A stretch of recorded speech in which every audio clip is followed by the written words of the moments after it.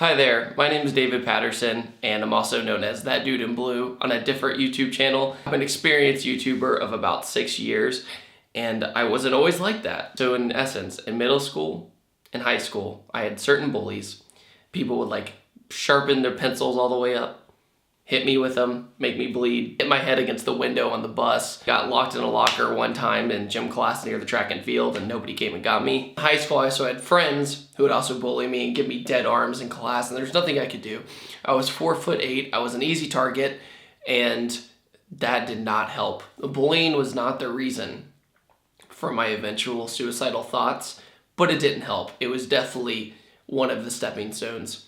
Without a doubt. If you're socially awkward, high school is probably the worst time of your life. And it was probably the worst time of my life. Middle school was almost there. And it's funny to see in hindsight as an adult how different things are. I had a girlfriend in high school. We eventually broke up, unfortunately, over a Facebook picture. I had put my arm around another girl at a summer camp and just snapped a photo and walked away. That she was my friend. And that girl dumped me over that tagged photo. That's when I started to really realize that I didn't think I was good enough for anybody. I had dedicated so much of my time to this one girl in senior year of high school that I was like, wow, I wasn't good enough after all that. Then I moved on to a community college for a semester. I met somebody else and we became on and off, and it just was very unhealthy, and eventually it just didn't work out. Eventually transferred to another school down in Virginia Beach. I grew up in Richmond, Virginia, and then I went down to Virginia Beach for film school. Went down to film school, and I did really, really good the first year. Provisional scholarship, so I had to prove my worth there. And I did really well in the classes, and I studied very hard. Second year came along, and I met this girl, and I really liked her, and we became best friends. And we hung out almost every day. And before I tell you this story, if she's watching right now, this is not putting you in bad light at all, okay? Okay, just clearing this up. And we became very close. And eventually, we started hinting at each other that we were romantically involved, but we didn't really say anything. Eventually, we finally let it out and talked about it. And we were intimate and also held hands wherever we went. And eventually she finally goes, you know what? I like this fling we have going on, this kind of beneficial thing during college, but I don't really want a relationship, and I don't ever really want to have kids and things of that nature. The thing is that she was like, no, we're not dating, but I still like you, which is one of the hardest things to wrap your head around. And so I didn't know how to mentally handle this. Eventually, we still hung out the same way. We were kind of mushy, and it didn't work in my brain that I was being intimate with somebody that I wasn't dating, and I didn't like it. In my brain, we were basically dating because we were going out all the time and having fun and enjoying each other's company. To her, it wasn't dating, and I wasn't getting the message. After a while, I eventually have enough because I'm being emotionally tormented. I had to distance myself from her in order to get over her. So I said to her, it's nothing personal. I really can't be around you because I still like you. Can't do it. I think she might have taken that a little personally, so I disappeared completely from the face of the earth from her. And I think she took that the wrong way. We're friends in this one area of the dorms, and suddenly they don't like me anymore, and they start basically ignoring me. I found a new group of transfer students, and I try hanging out with them, and I think they're great. Well, there's this one girl in there that was really great, I thought, and I wasn't hitting on her by any means, but I wrote a little letter, and I said, hey, you're pretty awesome. Thanks for letting me hang out with you. You're great. Awesome. Well, I handed it through under her doorstep, and that was the biggest social mistake I've ever done in my life, because that letter got around the entire dorm and around most of the campus. And it made me look kind of weird and kind of creepy because it's all about perspective. That letter also got to the previous girl who I distanced myself from. And she basically told her, don't trust that guy. He's weird. So then the entire dorm turns against me and doesn't even acknowledge me, really. People would go out to dinner or go to the beach or whatever, and I'd overhear them talking like, hey, we're gonna go to the beach, but we just don't want David to go. Just don't let him hear that. That's when I started going into a downward spiral. And I also stopped studying. I stopped eating well. I stopped doing everything. And I went to the skate park as an outlet for a while.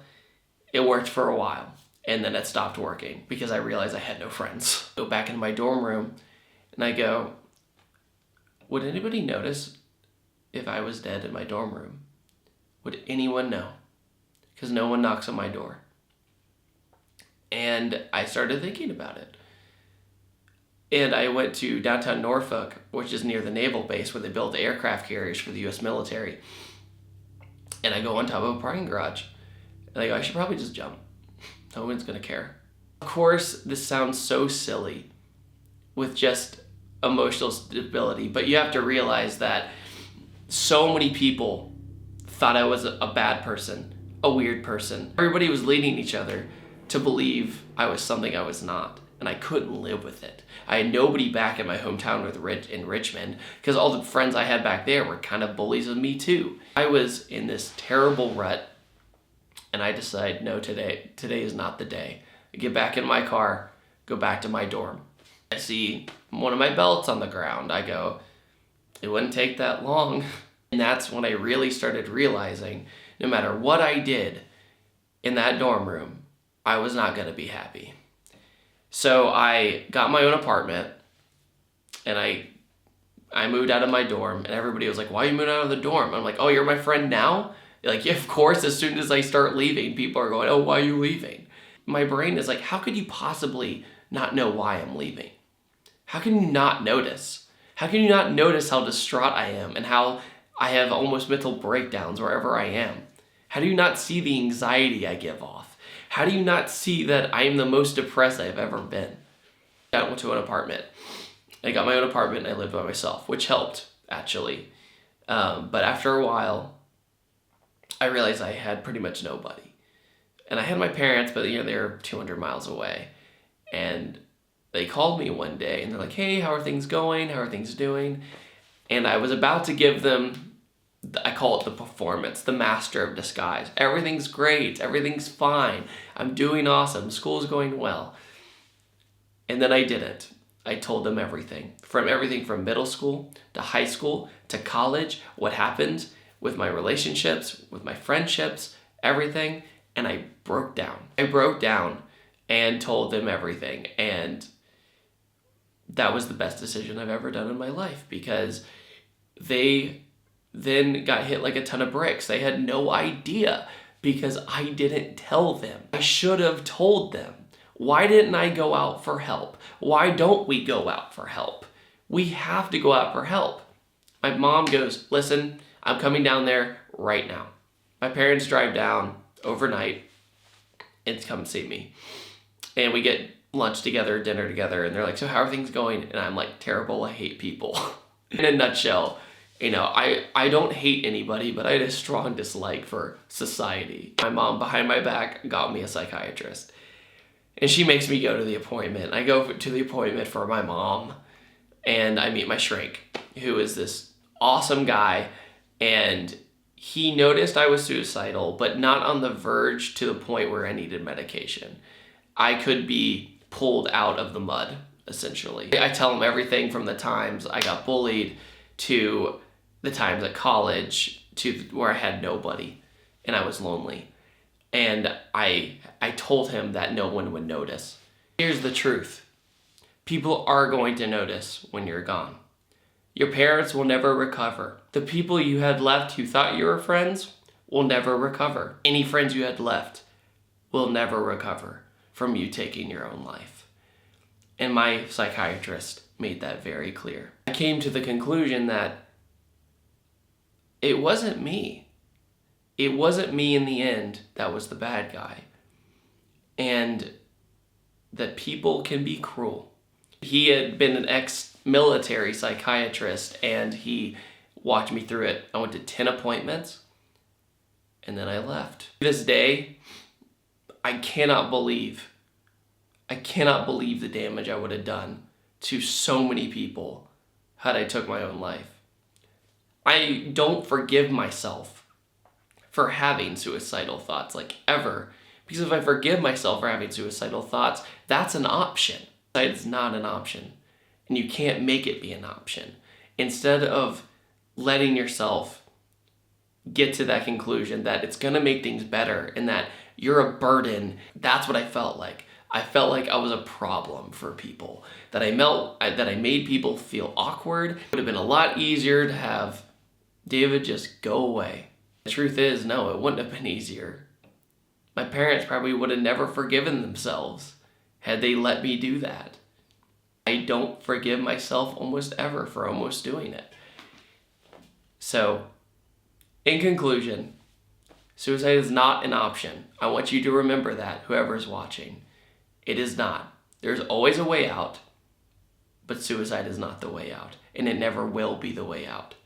All it does is cause more pain. You might not physically feel it anymore, but you make it 10 times worse for anybody else. If you're ever going through hard times, please seek help. I turned my entire life around with That Dude in Blue, the other YouTube channel, because I had motivation to chase after something I loved. I also want to talk about Far From Reality. This is a t-shirt company started by my friend Zach for suicide prevention. So if you'd like to support that, please go in the description below and check it out. If any of you guys are hurting right now, please put in the comment section below and we'll help each other out. Always seek help, always reach farther ahead, and know that it's going to get better. In conclusion, I'm David. Have a fantastic day, and I look forward to many more spending it on this earth with you. I'll see you guys later.